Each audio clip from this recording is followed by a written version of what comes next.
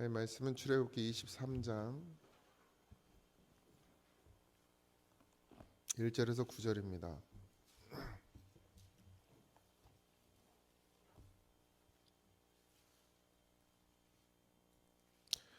(23장) 1절에서 9절 다 같이 합독할게요.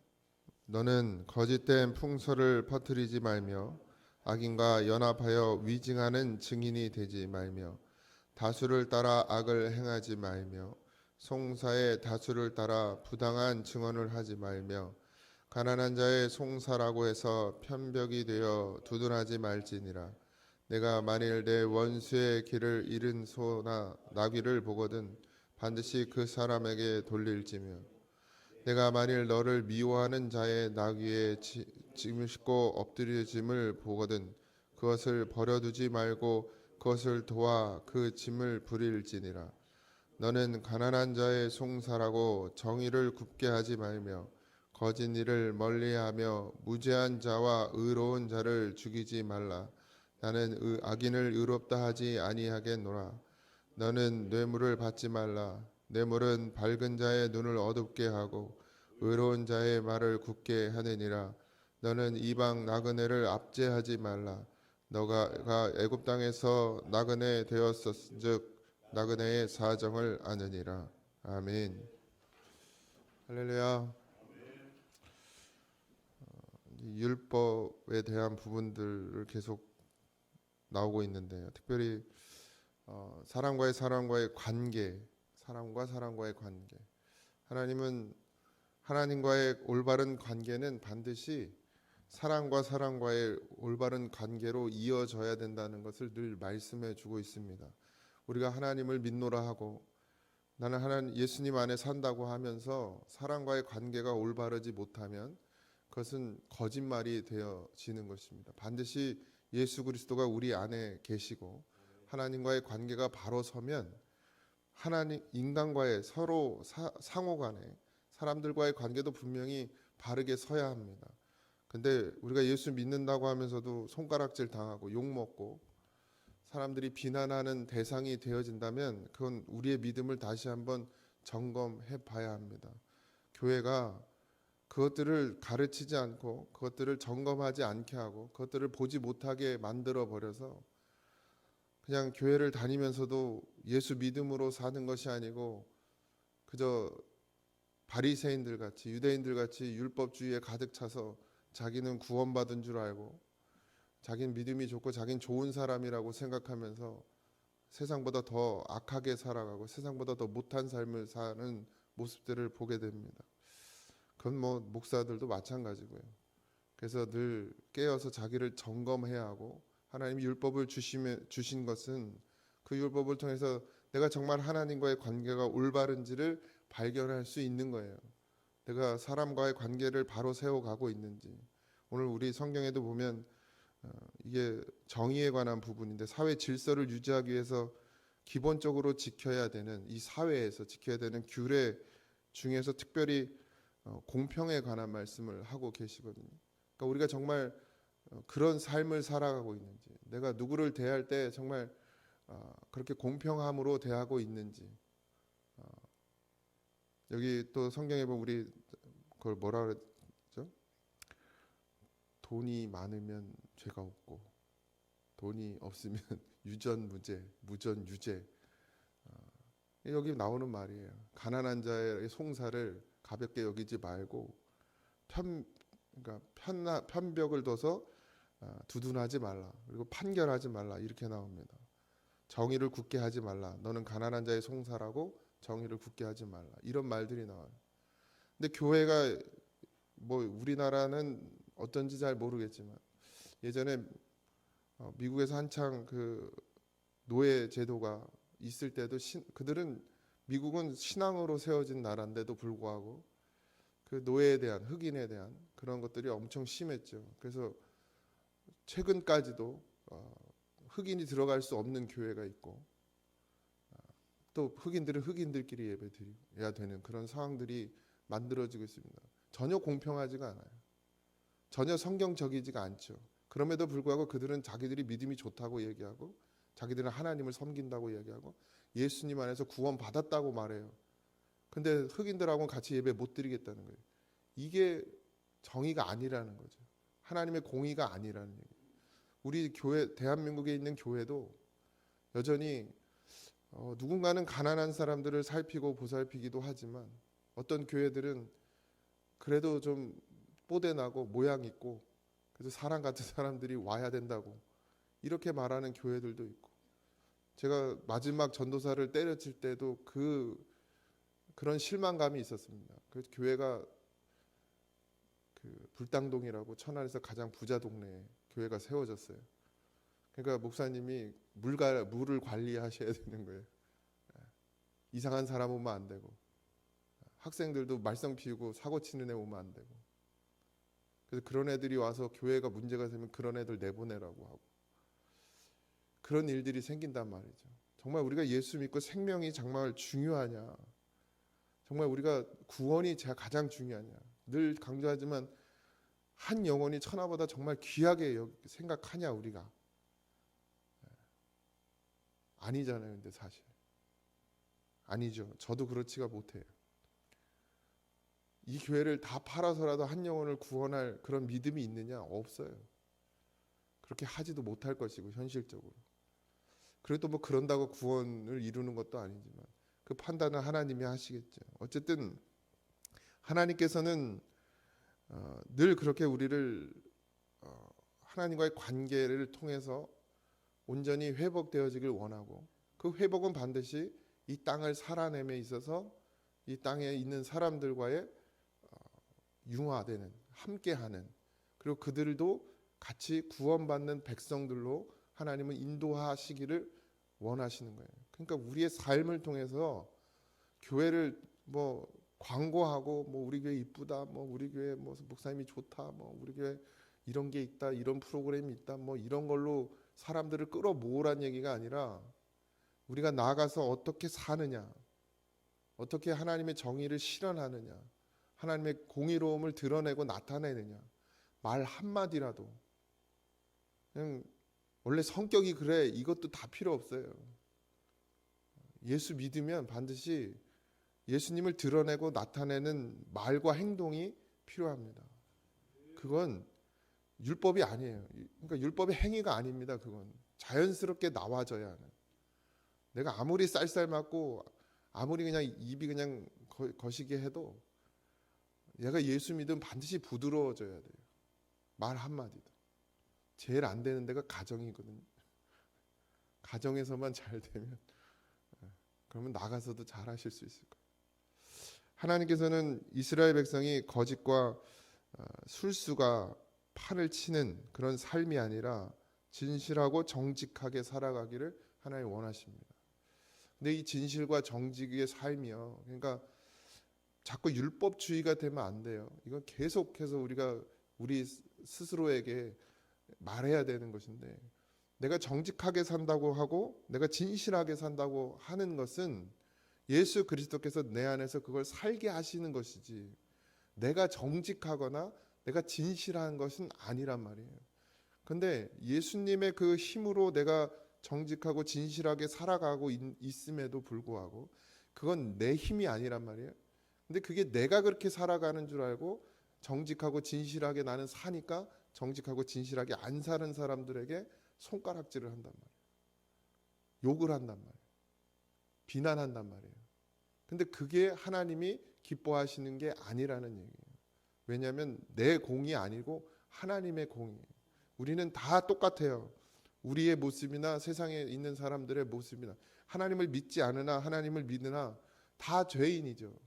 근데 우리가 다른 건 뭐냐면, 그래서 내가 하나님이 필요하고, 그래서 내가 예수님이 필요하고, 그래서 하나님의 말씀이 필요한 걸 깨닫고, 그래서 예수님께로 나아가는 그 모습이 다른 것이에요.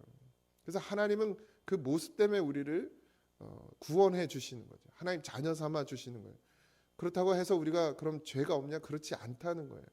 여전히 우리도 죄 가운데 있고, 여전히 우리도 죄악 가운데서 헤매고 들매는 인생이란 똑같은 인생이지만, 그래도 예수님을 찾아가고 거기서 구원받기 위해서 하나님 앞에 몸부림치고 있다는 그 사실 때문에 하나님께서 우리를 하나님의 자녀로 삼아 주신 것이. 그러니까 이 선민 의식이라는 게 빨리 없어져야 돼요. 나는 구원받은 거고 너것들은 다 지옥 갈 인간들이야. 이 사상이 빨리 내 머릿속에서 없어져야 돼요. 너나 나나 다 하나님 앞에 국류를 얻어야 되고 불쌍히 여김을 받아야 될 그런 인간이라는 사람이라는 것을 늘 기억하고 있어야 돼요. 그러지 않으면 어느새 남을 비난하는 게 빠르고 남에게 손가락질하는 게 빠르고 남을 정죄하는 게 빠르죠. 원수라 할지라도 그와 문제가 되었거나 뭔가 원인이 있으면 그가 당한 어려움에 대해서 친절하게 대해주래요. 이 성경 오늘 우리가 읽은 말씀입니다. 그가 원수가 되는 것이 원수가 되었던 사람이 그가 당한 어려움이 있거든 어떻게 하라는 거예요? 선을 행하라는 거예요. 원수가 길을 잃어 소나 나귀를 보거든 반드시 그 사람에게로 돌릴지며, 그러니까 그 내 거 만들면 안 되고 그 사람 건 그 사람에게 주라는 얘기. 아무리 원수라 할지라도 내가 만일 너를 미워하는 자의 나귀가 짐을 싣고 엎드려 짐을 보거든 어떻게 하라는 거예요? 그것을 버려두지 말라는 거예요. 그러니까 제가 늘 말씀드리면 사랑할 수 있는 사람을 사랑하는 건 세상 사람도 다 할 수 있어요. 근데 원수도 사랑하는 건 누구만 돼요? 예수님만 돼요. 그러니까 우리가 예수님을 닮아가고 우리가 예수님을 믿는다는 건 그냥 내 이웃에 친한 사람 잘해주고 반찬 갖다 주고 뭐 먹을 거 나누고 뭐 좋은 걸 해주고 도와주는 건 그건 아니라는 거예요. 뭐 그건 뭐 관계니까 할 수 있어요. 그런데 진짜 해야 될 것은 내가 정말 미워하는 사람, 원수 같은 사람, 그 사람에게 소고기 사줄 수 있어야 된다. 그 사람들과 나누고 그 사람들을 베풀고 어려움이 있으면 도울 수 있어야 된다. 그게 믿음이라는 거예요. 그게 하나님의 사랑이고 예수님의 사랑이라는 거죠. 그게 너희들에게 있냐? 그걸 보라는 거죠. 아무리 원수 같은 사람이라도 아무리 미워하는 사람이라도 그 사람의 재산을 보호해주고 그 사람이 어려움 당했을 때 도울 수 있는 사람. 근데 우린 그런가요? 진짜 왼수 같은 이웃이 있어요. 근데 그 사람이 막 뭔가 잘못됐어. 속으로 뭐라 그래? 아이 꽃이다. 아유, 저럴 줄 알았어. 아유 저래도 싸. 당해봐야 돼. 이렇게 말하잖아요. 그죠? 근데 하나님 그걸 기뻐하시지 않더라는 거죠. 같은 마음을 갖고 저가 나 돼서 아유 빨리 예수님 만나야 되는데 빨리 구원 받아야 되는데 이런 마음을 가질 수 있어야 된다는 것이죠. 그 마음으로 뭐 해야 돼요? 도와야 됩니다. 도와야 된다는 겁니다. 어렵죠. 누가 그걸 할 수 있겠습니까? 예수님의 마음이 아니면 할 수 없는 일입니다, 사실. 그래서 우리가 누굴 닮아야 돼요? 예수님의 마음을 닮아야 되는 것입니다. 재판관이 뇌물을 받지 말아야 되고 공정한 판결을 해야 됩니다. 근데 세상이 그렇지 않죠. 근데 하나님이 원하시는 세상, 하나님이 원하는 그리스도인들은 반드시 공평과 정의가 있어야 합니다. 기울어지면 안 돼요. 치우치면 안 되고, 하나님이 법을 세운 것은 분명한 기준을 두고 살아가라고 우리에게 법을 주신 것입니다. 그 기준을 누구에게요? 나에게 돼야 돼요. 다른 사람에게 되는 것은 아닙니다.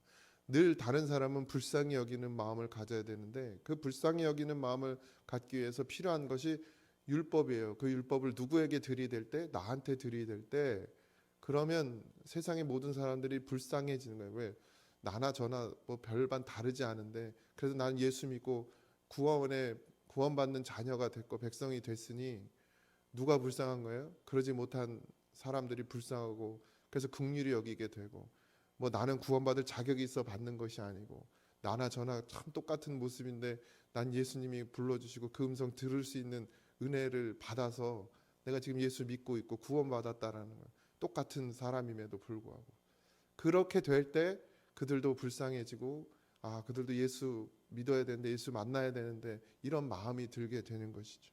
단순히 교회를 넓히고 교회 사람이 늘어나기 위해서 성도 수 늘리려고 하는 전도가 아니라 정말 내가 만난 예수님, 나도 그와 같이 죄악이 가득한 자인데 나를 구원하신 그 은혜, 그걸 기억하고 그것을 그들에게 함께 하고 나누고 싶은 그런 마음에서 예수님을 전하는 것, 그것이 전도이기도 하고요. 오늘의 우리의 삶도 그래야 될 줄 믿습니다.